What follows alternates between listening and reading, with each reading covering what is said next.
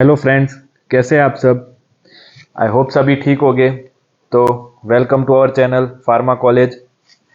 तो आज का हमारा टॉपिक है चैप्टर 2 में हम देखने वाले हैं नॉन एक्वस टाइट्रेशन। तो आज हम क्या क्या देखेंगे। We will see concept of non aqueous titration, theories and role of solvent, फिर कौन कौन से सॉल्वेंट के टाइप्स होते हैं, एप्रोटिक, प्रोटोजेनिक, प्रोटोफिलिक, एम्फीप्रोटिक, फिर डिटेक्शन ऑफ एंड पॉइंट और इंडिकेटर्स कौन कौन से हैं। तो पहले हम समझते हैं what is non aqueous titration.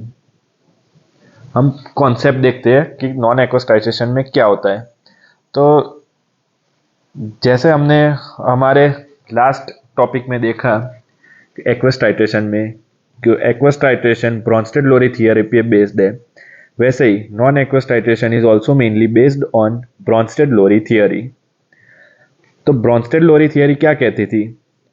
Bronsted Lowry theory कहती थी कि acid is a substance which donates proton and base is a substance which accept proton।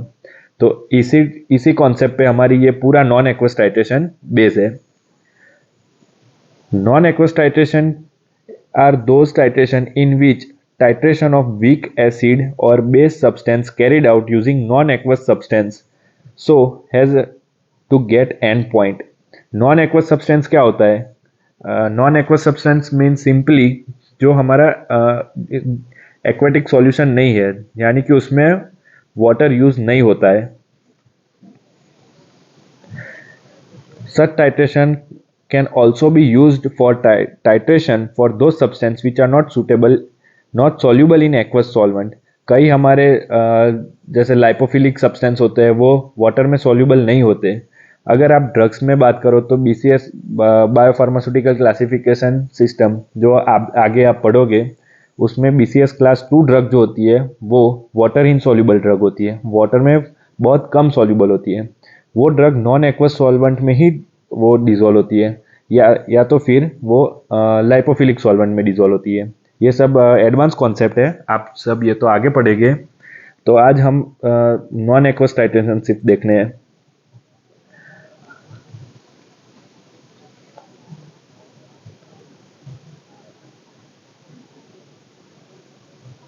तो ये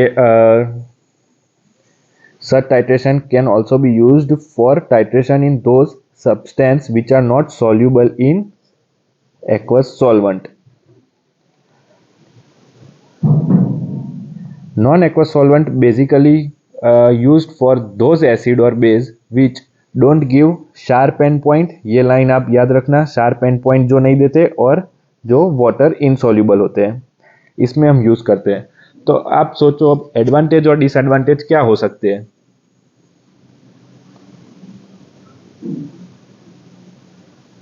एडवांटेज हम देखें तो एडवांटेज तो ये हमारा पहले हो गया कि शार्प एंड पॉइंट देंगे। दूसरा कि जो water soluble, poor water soluble हो गए उसको हम डिजोल्व कर सकते हैं। और इसका एक तीसरा भी एडवांटेज है कि मिक्सचर ऑफ टू और मोर एसिड कैन बी एनालाइज्ड। दो और दो से ज़्यादा मिक्सचर हम एनालाइज कर सकते हैं। तो इसका कोई डिसएडवांटेज भी होगा। तो डिसएडवांटेज क्या होगा इसका, सोचो आप। पहला सिंपल है, सबसे सिंपल एक्सपेंसिव। आपको सभी में एक्सपेंसिव तो लिख ही देना है। Solvent used in non aqueous titration are expensive. क्यों? क्योंकि वो ऑर्गेनिक कंपाउंड से बने होते हैं। वोलाटाइल सॉल्वेंट जो बहुत ज़्यादा यूज होता है वो आपने लैब में भी आप यूज़ करोगे। अमोनिया अमोनिया थोड़ा प्रदूषित भी करता है एनवायरनमेंट को। और indicator need to be prepared in non aqueous medium. Indicator को हम ऑर्गेनिक सॉल्वेंट्स में ही इसको बनाएंगे, नॉन एक्वस सॉल्वेंट में ही बनाएंगे, उसमें पानी का इस्तेमाल नहीं होगा।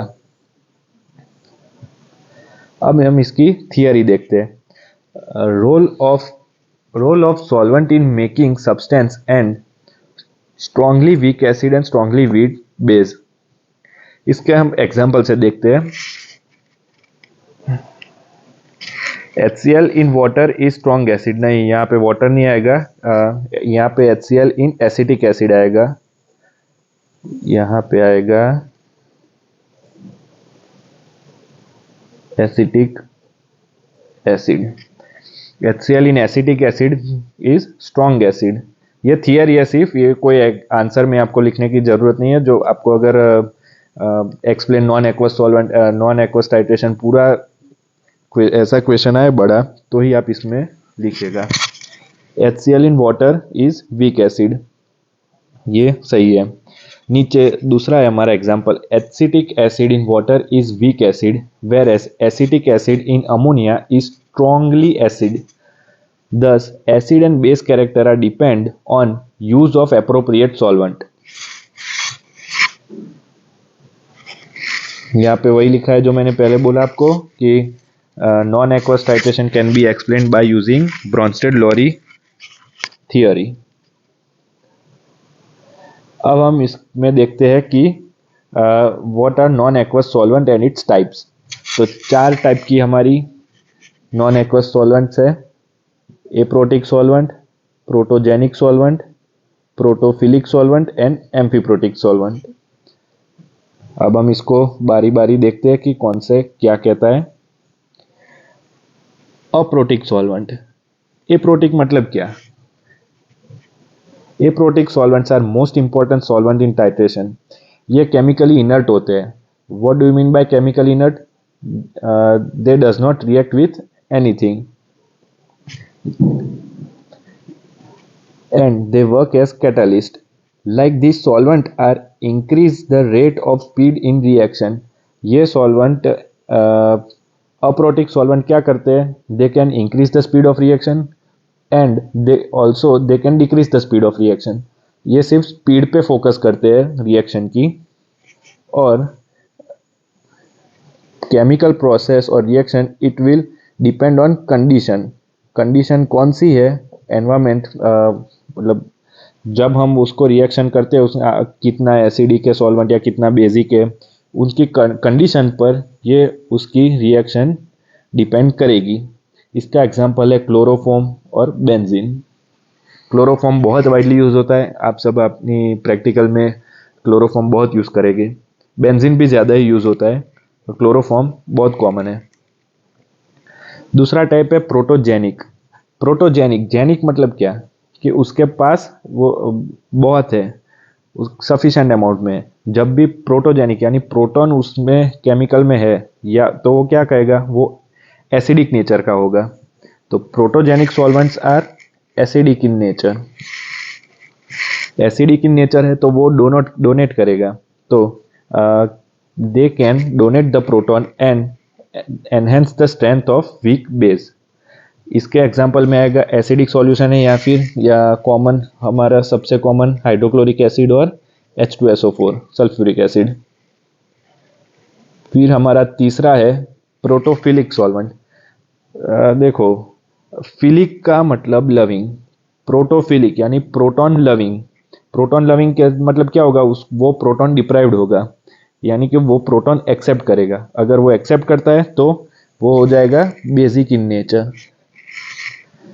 विच possess high affinity for proton. इसका एग्जांपल है बेसिक है तो ammonia, liquid ammonia, amines and ketones. Ammonia बहुत यूज करोगे और भी आपको पूरी जिंदगी अमोनिया याद रहेगा, क्योंकि अमोनिया बहुत गंदी स्मेल देता है। अब हमारा चौथा लास्ट टाइप ऑफ सॉल्वेंट है एम्फीप्रोटिक सॉल्वेंट। एम्फीप्रोटिक मतलब क्या? एम्फी यानी क्या कि दोनों ही नेचर, यानी कि वो एसिडिक और बेसिक दोनों ही नेचर का होगा। वो एक्सेप्ट भी कर सकता है प्रोटॉन और प्रोटॉन डोनेट भी कर सकता है। तो क्या हो जाएगा? प्रोटोनजेनिक भी हो जाएगा और प्रोटोफिलिक भी हो जाएगा। इसमें एग्जांपल क्या आ सकते हैं? Water, alcohol, weak organic acids.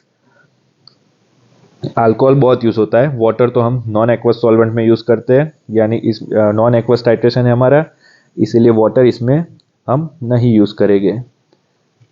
Alcohol और वीक ऑर्गेनिक एसिड, अल्कोहल में मिथेनॉल और इथेनॉल, ये बहुत ही कॉमन है। अब हम देखते हैं detection of end point. Detection of end point में आपको कुछ याद रखना नहीं है, सिर्फ 3 नाम याद रखो कौन कौन से इंडिकेटर्स यूज करते हैं हम।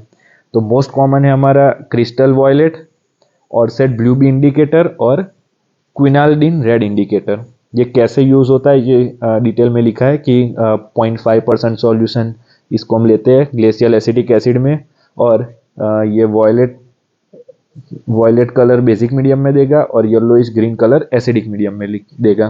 पर ये इतना डिटेल में याद रखने की ज़रूरत नहीं है, सिर्फ आप 3 नाम याद रखो, crystal violet, oracet blue B indicator and quinaldine red indicator. तो आई होप आप सब समझ गए होंगे। ये हमारा बहुत ही छोटा सा टॉपिक था, नॉन एक्वस टाइट्रेशन। कोई भी डाउट हो तो लिखिएगा। तो मिलते हैं हम नेक्स्ट वीडियो में। Thank you.